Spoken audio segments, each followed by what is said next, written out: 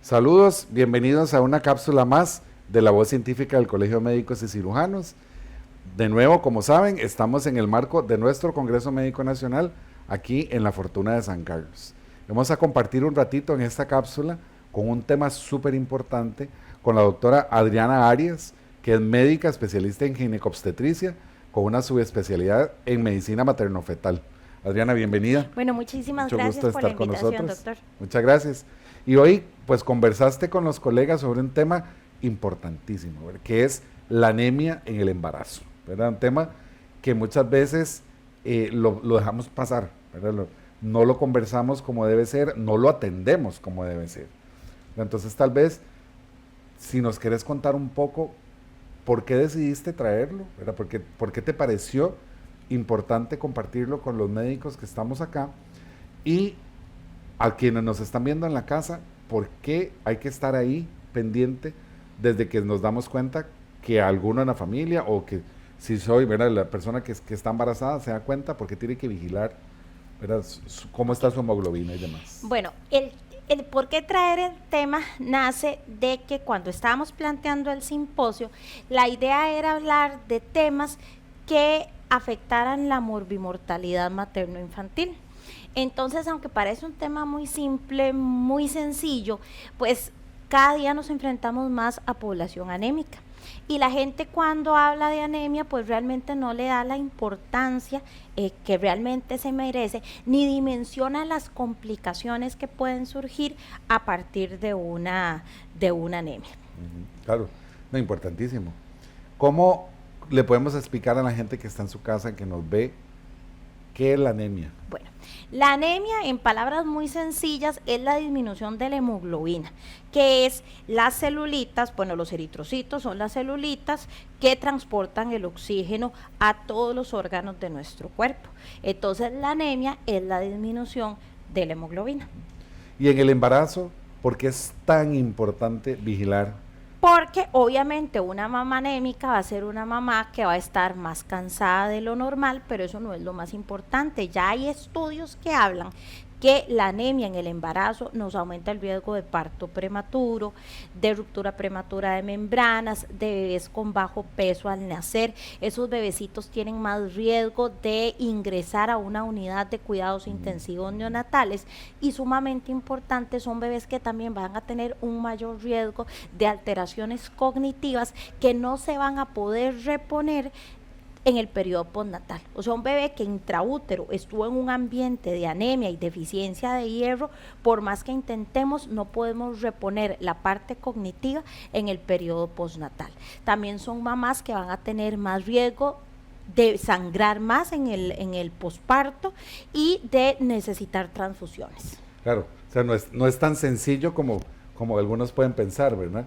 Y detalle importante es, como decíamos ahora cuando estábamos conversando antes de empezar con esta cápsula, que muchas veces tendemos a minimizar y decir, no, mira, es un poquito de anemia, ¿verdad? En el embarazo no existe el poquito de anemia, existe la anemia. Sí existe una clasificación en leve, moderada, severa y obviamente pues yo prefiero tener una paciente con una anemia leve que con una anemia severa, pero al final de cuentas anemia es anemia y eso va a repercutir en la salud de mamá, en la salud de bebé y en las posibles complicaciones que tanto mamá como bebé nos pueden enfrentar. Y por ejemplo, bueno, obviamente, ahorita vamos a hablar de como de tratamiento, ¿verdad? Para que nos expliques bien en qué consiste el tratamiento básico, porque me imagino que también, dependiendo de si hablamos de leve, moderada o severa, va el tratamiento, ¿verdad? Con esto. ¿Qué cuestiones preventivas debe tener la mujer en general? En nuestro medio, la principal causa de anemia es la deficiencia de hierro. Entonces, las mujeres además somos una población más susceptible. ¿Por qué? Porque vamos a tener diferentes etapas de la vida donde vamos a necesitar más hierro. La adolescencia, el embarazo, el parto, el posparto, la lactancia y vamos a tener además una pérdida mensual cuando estamos en la edad reproductiva, que en algunas mujeres se encuentra aumentada por un montón de razones. Entonces, la deficiencia de hierro siempre va a ser la principal causa de anemia en nuestra las mujeres. Obviamente van a existir otras causas, otras deficiencias de micronutrientes, enfermedades crónicas, enfermedades de la sangre, pero usualmente esas poblaciones ya lo tienen identificado desde antes. Por ejemplo, una paciente que tiene drepanocitosis sabe que su anemia es por drepanocitosis y que no le voy a lograr dar con ningún suplemento vitamínico un incremento de esa hemoglobina. Pero usualmente la deficiencia de hierro, las pacientes no saben que la tienen a menos que se hagan exámenes de sangre. Y la población, o sea, no voy a decir que no hay que alimentarse bien, obviamente la alimentación es el pilar, pero la absorción de hierro en sí es muy pobre. De todo lo que yo consumo, solo voy a absorber el 10%. Entonces, a veces la gente dice, no, con frijoles, lentejas, espinaca, pues la absorción, cuando yo tengo anemia, no voy a lograr reponer esa anemia a punta de comida, sino que voy a necesitar una suplementación. Y esa suplementación va a depender del tipo de anemia que tengamos, de la absorción de hierro. ¿Por qué? Porque hay pacientes que por enfermedades inflamatorias, por consumo de otros medicamentos, no van a absorber ese hierro. Y algo que enfrentamos más en la actualidad son pacientes, por ejemplo, con cirugía bariátrica para control de peso. Las pacientes que tienen cirugía bariátrica, yo nunca voy a lograr reponer oral esa anemia por algo muy sencillo. Justamente les hacen el corte o la resección donde se da la absorción de hierro. Entonces, no todos los pacientes son para terapia de reposición oral. Además de que reponer una anemia oral, yo tengo que decirle a la paciente que no es algo que voy a hacer en un mes. Es algo que va a ser de forma prolongada y tampoco es algo que yo voy a solucionar dándole 5 pastillas de hierro al día a la paciente. ¿Por qué? Porque la absorción es limitada. Entonces, si me voy oral, hacerle conciencia a la paciente que se tiene que alimentar bien, que es un tratamiento prolongado, y la otra forma de reponer hierro es de forma intravenosa, que esa es la más efectiva porque ahí sí el 99% del hierro que yo le dé va a ir directo a la médula para producir glóbulos rojos. Pero lastimosamente no es algo que todo mundo tenga, acceso. ¿A quién le recomendamos terapia intravenosa? Pues a pacientes con anemias severas, pacientes que necesitan una rápida reposición. Por ejemplo, si yo tengo una paciente de 36 semanas de embarazo con una hemoglobina en 8, esa paciente yo no le voy a reponer oral en un mes. Esa paciente, la mejor forma es intravenoso. Nuevamente, pacientes que no toleran el hierro, es bien sabido que el hierro pues cae pesado para la mucosa gástrica, entonces hay pacientes que no lo toleran, pacientes con enfermedades inflamatorias intestinales o pacientes con cirugía bariátrica no son candidatos a reposición oral. Esas pacientes necesitan una reposición intravenosa, que va a ser una respuesta, sí, muchísimo más rápida. No, importante para ustedes que están en su casa, que nosotros insistimos mucho en esto y es cuáles son mis características, ¿verdad?, a la hora de consultar.